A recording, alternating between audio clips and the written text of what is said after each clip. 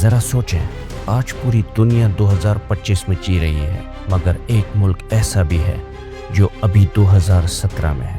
کیا ہم سب کا وقت غلط چل رہا ہے، یا دنیا کو دھوکہ دیا جا رہا ہے، یا پھر سچ کچھ اور ہے؟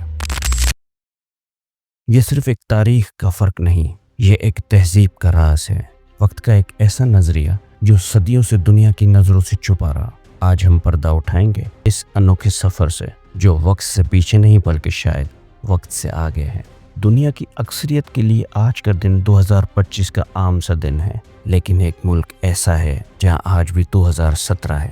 اب سوال یہ اٹھتا ہے، یہ کون سا ملک ہے جو دنیا سے 7 سال پیچھے ہے؟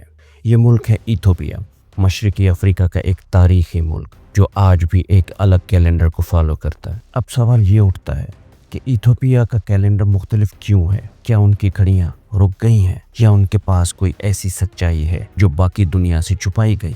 آئیے جانتے ہیں۔ تحقیق ہمیں لے گئی 1582 کے یورپ کی تاریخ میں۔ پوپ گریگوری XIII نے ایک نیا کیلنڈر دنیا کو دیا، گریگورین کیلنڈر۔ اب سوال یہ ہے کہ یہ کیلنڈر کیوں بنایا گیا؟ آئیے سمجھتے ہیں۔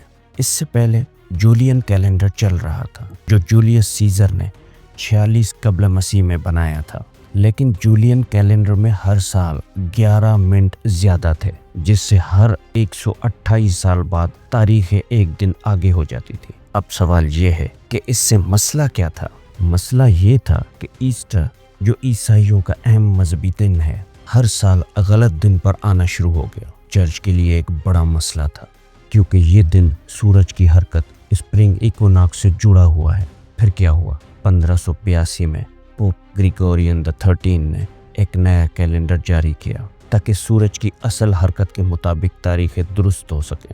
اسی لیے اس کیلنڈر کو گریگورین کیلنڈر کہا گیا۔ یہاں یہ بات قابل غور ہے کہ پوپ نے پرانے کیلنڈر سے 10 دن اڑا دیے تاکہ اسپرنگ ایکویناکس دوبارہ 21 مارچ پر آ جائے، اور پھر اس کے بعد لیپ ایئر کا نیا قاعدہ بنایا گیا، یعنی ہر 4 سال بعد لیپ ایئر ہوگا، لیکن ہر 100 سال میں نہیں، سوائے اس کے جو 400 سے تقسیم ہو سکے۔ سوال یہ اٹھتا ہے کہ دنیا نے اس کو قبول کیا؟ کیتھولک ممالک جیسے اسپین، اٹلی، پرتگال نے فوراً مان لیا، مگر پروٹیسٹنٹ اور آرتھوڈاکس ممالک نے صدیوں بعد اپنایا۔ مثلاً برطانیہ نے 1752 اور روس نے 1918 میں۔ کچھ ممالک نے تو اسے زبردستی قبول کروایا۔ سوچنے والی بات یہ ہے کہ وقت جو قدرت نے بنایا ہے، اسے انسانوں نے کنٹرول کیا، اور پھر پوری دنیا کو ایک خاص کیلنڈر کے تابع کر دیا۔ یہاں یہ بات سوچنے والی ہے کہ اگر اکتوبر 10واں مہینہ ہے تو پھر اس کا نام آکٹا یعنی 8 کیوں ہے؟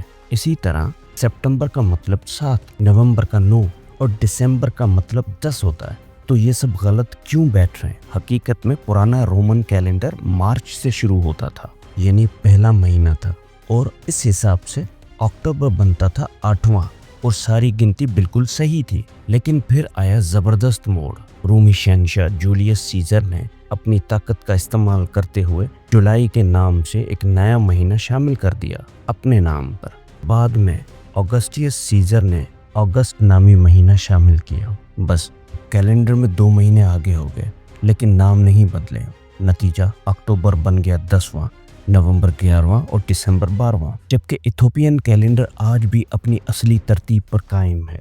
کیا یہ صرف ایک سادہ تبدیلی تھی، یا اس کے پیچھے مذہبی، سیاسی یا سائنسی طاقتوں کا ملاپ تھا؟ اس بارے میں کھل کر بات کریں گے، لیکن اپنی اگلی ویڈیو میں۔ اس گریگورین کیلنڈر کو ایتھوپیا نے رد کر دیا اور اپنے روایتی کیلنڈر کو برقرار رکھا، کیونکہ ایتھوپیا ایک قدیمی مسیحی تہذیب ہے جو مشرقی آرتھوڈاکس چرچ سے جڑی ہے۔ انہوں نے مغربی تبدیلی کو قبول کرنے سے انکار کیا۔ ایتھوپیا نے قدیم کوپٹکس کیلنڈر کو اپنایا، جو جولین کیلنڈر پر مبنی ہے، یعنی وہی کیلنڈر جو حضرت عیسیٰ علیہ السلام کے زمانے میں رومی سلطنت نے اپنایا تھا۔ ایتھوپین کیلنڈر میں ایک اضافی مہینہ ہوتا ہے جسے پیگیومے کہا جاتا ہے۔ یہ مہینہ صرف 5 یا 6 دن کا ہوتا ہے۔